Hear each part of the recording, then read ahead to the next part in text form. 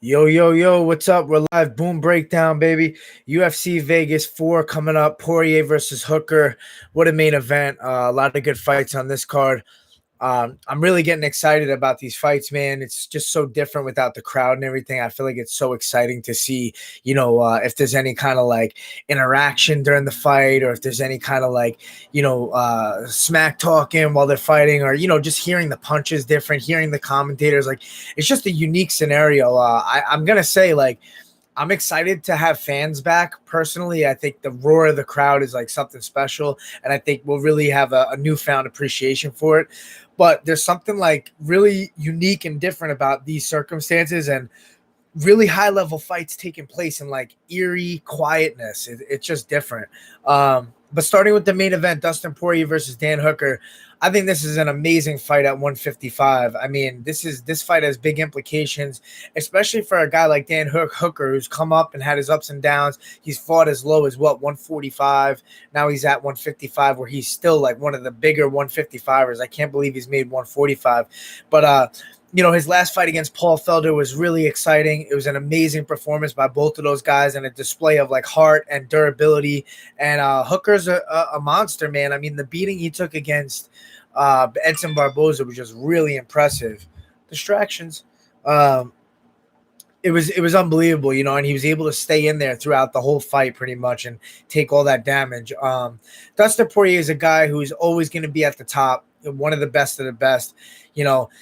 The fact that he took out and finished a guy in Justin Gaethje is just like, you don't need to hear no more about this guy. Like right then and there, you're like, okay, I'm in for rude awakening on fight night. It's not going to be easy. Dustin Poirier has some of the best boxing, very good at switching stances, but he doesn't really stay in the opposite stance. He kind of switches stances as he darts forward and kind of utilizes it to distract you and throw overhands from the weaker side. So look for that in this fight, and then look for Dan Hooker to try to keep his range, utilize that calf kick. We've seen him use that before in the past. I feel like he's definitely going to look for that to try to slow down Poirier's movement and slow down his boxing altogether. As far as wrestling goes in this fight, I don't know if we're going to see much of that. I do know that both of these guys have submission skills. Dan Hooker's got a nasty choke, real good guillotine, real good front chokes and Darce, stuff like that. But Poirier's nasty as well. As he's good on top on the ground. He's good at triangles. He's good at Darce chokes and stuff like that. So it's really interesting to see if the fight does hit the ground. I just don't see it happening. I feel like both of these guys are very comfortable, very confident strikers. That's their forte. That's where they look to keep the fight for the majority of the time. And it's going to be a matter of distance. Does Poirier get inside? Does he start to land big body shots, body to the head boxing in the pocket, or does Dan Hooker keep him at bay, keep that calf kick going early, start utilizing front snap kicks, stay on the jab, keep Poirier away from him, and maybe end up with a decision? I do think the fight's going to go the distance. We got a Starbucks Chino here. I think it's going to go the distance. 5 rounds. Probably going to be fight of the night. It's going to be hard to beat this one. And I'm going to lean towards Poirier just because I think he will get inside, and I think his volume is just such a problem. I think his boxing volume is something different. I think his competition level, fighting the best guys in the division. I'm sure he's really upset about that last performance against Khabib, which is no shame in losing to Khabib, but I know Dustin's probably really upset about that. Wants to get back, make a big statement, and solidify himself as at least one of the top 3 guys in the division. It'd be interesting to see where the winner of this fight goes, because you're looking at a fight either with the champ, or you're looking at a fight with Ferguson, or you're looking at a fight with Conor, or potentially Gaethje. Like, man, it's only up from here. So I'm going to lean towards Poirier by decision. I think he'll outbox Hooker. I think they'll keep the fight on the feet. I think, as far as movement goes and strength, I think Poirier has those advantages.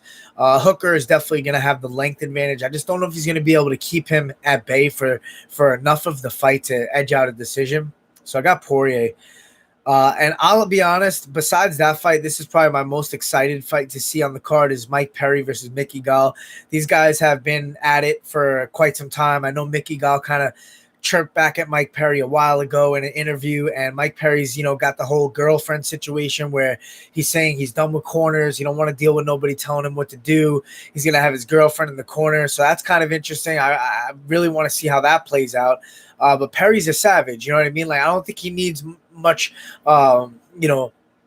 motivation from outside parties, although you do want someone helping you with technique and helping you with details in the fight, game plan, stuff like that. But I guess Mike Perry's fed up. He don't want to hear none of that. He just wants to go in and scrap and probably just get nasty in there and put a brawl on Mickey Gall. We've seen Mike Perry finish by Cowboy Cerrone. Obviously, that's something that Mickey Gall's looking at as a high-level black belt. The guy's got good submissions, but he's still kind of gray, as far as competition goes, as far as his UFC career. He doesn't have many big wins. And, once he fought guys that had a little more experience than him, a little bit more savvy, he had trouble. He lost to Diego Sanchez, right? I mean, that was a bad loss. Diego's kind of he's an animal, but he's still on the tail end of his career, I would say. And as far as his, the incline and the decline, Diego's probably more decline right now. So I got to go with Perry, man. I think Perry's going to get in there and get dirty in this fight. And I think he's a mean guy. He fights like that. He fights angry. And that's when he does his best, because he's going to bring power in there. He's going to bring strength in there. He's going to bring a diverse attack with elbows and knees and kicks and punches. Mickey Gall's a scrapper, but he's going to want to get the fight to the ground early. I just don't know if he's going to be able to do that. I feel like Mike Perry's going to have a significant strength advantage. He's probably going to avoid the takedowns. I'm sure he's working on that. So I got Mike Perry. I think Mike Perry's going to get an early TKO. Ian Heinisch, Brendan Allen. Ian Heinisch had to pull out of a fight recently. Then now they rebooked this fight, I guess, right? Because Brendan Allen was Gerald Meerschaert's teammate. He wanted to get a little revenge on this guy, but Ian Heinisch came out like a fucking animal in that fight on Meerschaert, who I'm high on Meerschaert. He's got great submission skills. He's a veteran, he's a tactical guy. Ian Heinisch is a mean guy in there, and he got right to it and left no stones unturned. And I think it's going to be kind of the same, man. I mean, he showed that he doesn't hesitate. He's willing to get in there and get after it right away. And I think against Brendan Allen, who's a contender series guy, the younger guy, I think Ian Heinisch's experience is going to play a big role, and I think he's going to get the job done, probably by decision, though. I think Brendan Allen will hang in there. He's got good enough skills, striking, to kind of keep it competitive, but I think Heinisch is going to be all over him, and he's definitely got that durability and that gas tank. He seems to get better as the fight goes on. He's a grinder. He's on you wrestling. So Ian Heinisch, decision. Gian Villante is back versus Maurice Green. This is a great fight. I love watching Gian fight. He's got so many amazing leg kicks, man. He's battering guys with the legs. And Maurice Green's a tactical striker, more of a boxer. It's going to be interesting to see if Gian can kind of keep him at bay with the kicks. I think if he could start to land some big leg kicks early, he could really slow down Green and really, we've seen guys stop with leg kicks as of late. A lot of these fights, if you can land a couple calf kicks, a couple hard leg kicks, they take a toll. So, but Gian Villante's been out for quite some time, right? He's been out for a while. I haven't seen him fight. I think he had a baby. I think he took some time off. And Maurice Green's getting after it again. I think he fought not too long ago, right? He fought a couple times in the last 3 months. So I believe Maurice Green is either on 2 losses right now or maybe 1-1, but he's got his back against the fence. I know he lost his last fight against the boa constrictor, right? Is that who he fought last? I think so. So he's got to get one back. I think this fight's going to be close, man. I think it's going to be a tough fight to call. Gian Villante is definitely more of a brawling style. I think Maurice Green a little bit more technical with his striking. But Gian's probably going to be a little fresher. He's had time off. He's got a newfound motivation with the baby. I'm going to go with Villante by decision. I think he's going to just outstrike him, outpower him, and get the job done. Luis Pena versus Kama Worthy. I see this fight as somewhat of a mismatch. I think Luis Pena is a much better fighter. I think Kama Worthy kind of got lucky with that knockout of Devontae Smith in his debut. It was a great punch and everything, but I think when it comes to catching somebody early like that, sometimes they just catch people and it doesn't really display your overall skills and how good you are yet. You kind of have to see guys get tested to see if they're ready to stay at the top level. I think Luis Pena has shown that. He's done that. He's been in fights, 3-round fights, dragged out wars all over the place, all over the mats, on the feet. He's got a great camp at AKA. I think he moved to ATT though, right? Now he's at ATT for this, and which is another great camp. So, he's definitely well groomed. He's training with the right guys. I believe he was getting sparring in with Jorge Masvidal, Dustin Poirier. He was getting really good looks in the gym. And Kama Worthy is more from a smaller gym, I believe, somewhere in Pittsburgh. The guy's got devastating power. Don't get me wrong; he could put anybody out, but I don't think Pena is that guy. I think Pena is very well versed. He's sharp in there. He's really good at mixing up strikes to takedowns. He's a tall, lengthy guy for the weight class. He's going to be a lot of trouble to deal with in that weight class for sure. So I'm leaning Luis Pena, and I think he's going to get the job done by either decision or like a late TKO stoppage just by overwhelming him. That's the main card. I'll go down the preliminary card. We'll just do like quick picks. Then we'll get to some fan questions. Mara Romero Barella versus Maverick. I'm going to go with Miranda Maverick by decision. Usually those fights go to decision. Felipe Lenz, who I'm really impressed with, versus Tanner Boser. I'm going to go with Felipe Lenz by TKO. He's been active lately. He's looked great in his last fight. Sean Woodson, a lot of people high on him versus Kyle Nelson. Sean Woodson, another huge guy for that weight class, right? He's that featherweight. He's like, that's what happens when the fucking thing sticks to the bottom of your coffee. Unbelievable. Sean Woodson's one of the most lengthy featherweights. He looked really good in his last fight. He's long. He uses his reach really well. That's when it matters. That's when it's important. He's really good at flying knees and clinch and keeping you at the end of his punches. So I got Sean Woodson. He's a Contender Series guy. He's a hot prospect. I think he'll get the job done by TKO striking. Takashi Sato, Ramiz Brahimaj. I'm going to go with the cooler name, Ramiz Brahimaj. That's the only reason why. We'll take a decision there. Kay Hansen versus Jin Yu Frey. I'm going to go with the cooler name, Jin Yu Frey. Another decision. And then Jordan Griffin versus Yusuf Zalal. I like how the guys are staying active. Yusuf Zalal, I believe he's a natural bantamweight, but he also fights at featherweight, kind of like myself. He's really good. I've trained with him. He comes out of a great camp, Factory X over there with Mark Montoya. Those guys are awesome. And Yusuf Zalal, I rolled with him, and he was a crafty dude, man. Hard to submit, really hard to deal with, awkward style on the ground. And he has a great striking as well. I think those guys are also very good game planners. They know how to outpoint you if they have to. And Jordan Griffin's a short, stocky guy. I think he's going to have a reach disadvantage, and he's going to have to get inside. And I think, he's been caught before in both submissions, and I think he's been finished on the feet as well. So I got to go with my guy Yusuf Zalal by decision. So those are my picks, my predictions. If we're talking bets, I'm probably going to stay away from the big favorites. Unless you want to do a parlay, I would look to parlay probably Pena and Poirier would be my parlay, or Pena and Perry. As far as maybe if you want to add Woodson in there, like Woodson, Pena, and Perry in a trio parlay. Kind of hard to hit those, but I would go with those three because they're bigger favorites. If you want to stay away from the big favorites and you want to go with guys that are closer in, value, I would look at Felipe Lenz, or I would look at like an Ian Heinisch. I don't know the odds on those. I got to check those out, but let's see what you guys got. Johnny Pickers, what's up? I like Hooker. Ever since his loss to Barboza, that dirty Hooker has looked great.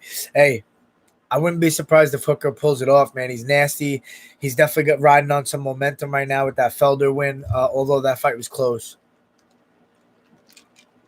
Ryan Moody, how are you, brother?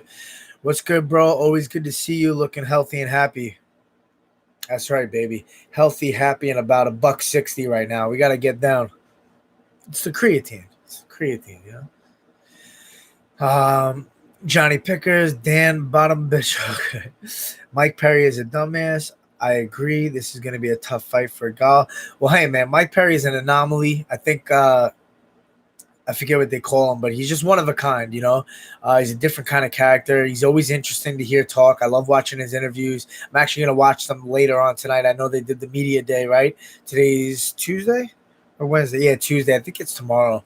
Well, they got some interviews on the first day. But yeah, Perry's an animal, man. He's just a different kind of guy.